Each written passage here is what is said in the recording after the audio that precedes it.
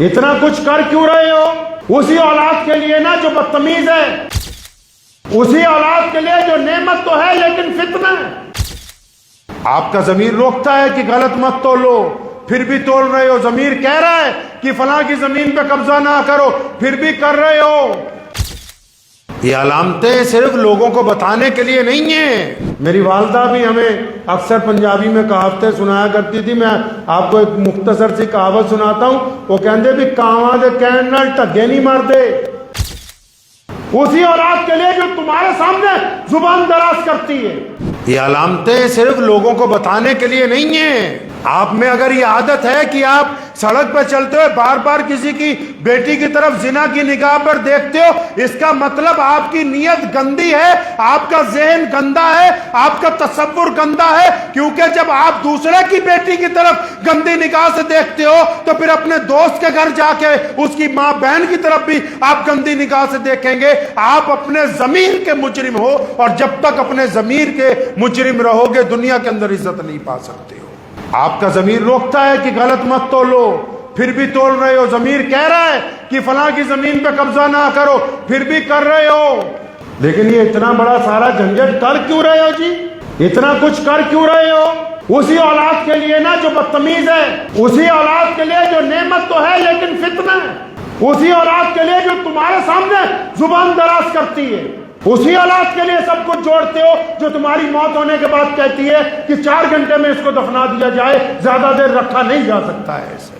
تو پھر ایسے لوگوں کے لیے کر رہے ہو جو تمہیں 1 گھنٹہ پالتو اپنے پاس نہیں رکھ سکتے، اور جہاں جانا ہے بھائی، کوئی بندہ سعودی عرب چلا جائے ملازمت کرنے کے لیے، دبئی چلا جائے، انگلینڈ امریکہ چلا جائے، تو وہاں جب جاتا ہے نا، ایک بسترہ ایک کمبل خریدتا ہے، 30 سال بھی رہتا ہے وہی رہے گا۔ بار بار وہاں سے یہاں پیسے بھیجتا ہے، کیوں؟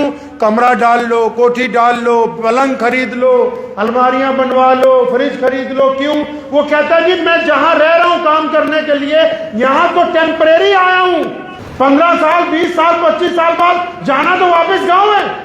یہ پنجاب کے کروڑوں لوگ باہر کے ملکوں میں رہ رہے ہیں، کینیڈا میں، امریکہ میں، لیکن آپ جائیں یہاں گاؤں دیہات میں بڑی بڑی کوٹھیاں تیار ہو رہی ہیں پچھلے 50 سال سے۔ کیوں؟ وہ کہتے ہیں ٹھیک ہے امریکہ کینیڈا انگلینڈ رہتے ہیں، آنا تو واپس گاؤں میں ہے نا۔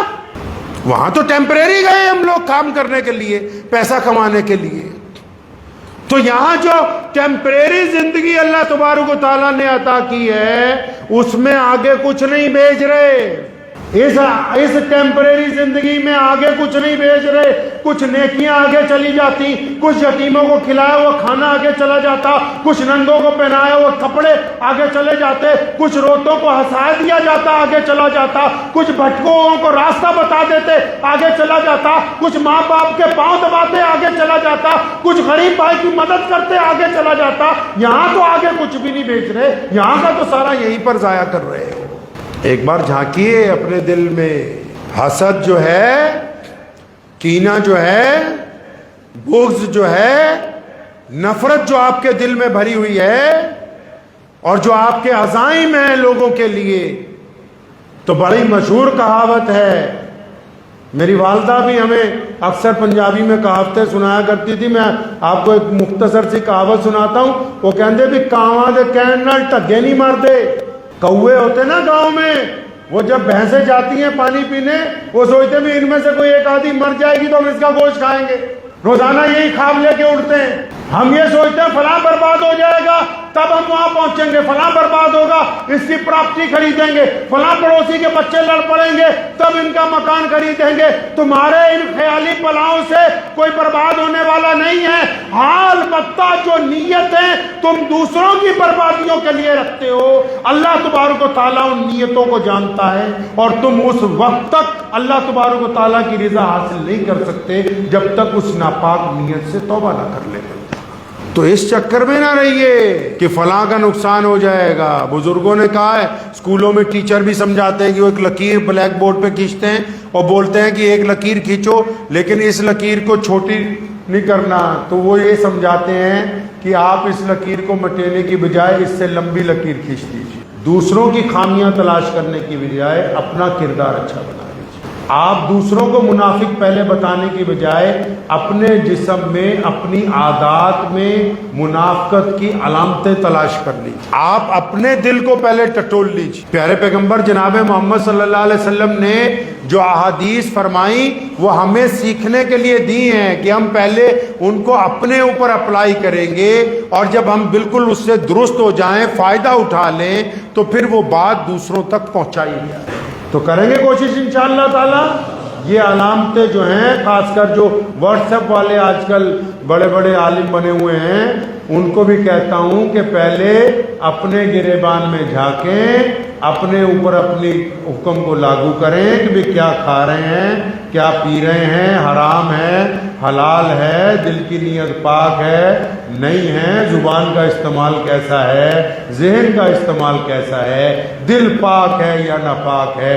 جب تک آپ اپنے دل کے نزدیک پاک نہیں ہو جاتے، اللہ تعالیٰ نے یہ میٹر لگا دیا بندے کے پیچھے. حضرت مولانا مفتی اعظم مفتی رشید احمد صاحب لدھیانوی رحمۃ اللہ علیہ سے کسی نے پوچھا، حضرت جب پریشانی آتی ہے، مصیبت آتی ہے، یہ اللہ تبارک و تعالیٰ کی طرف سے ہم پر آزمائش ہے کہ عذاب ہے؟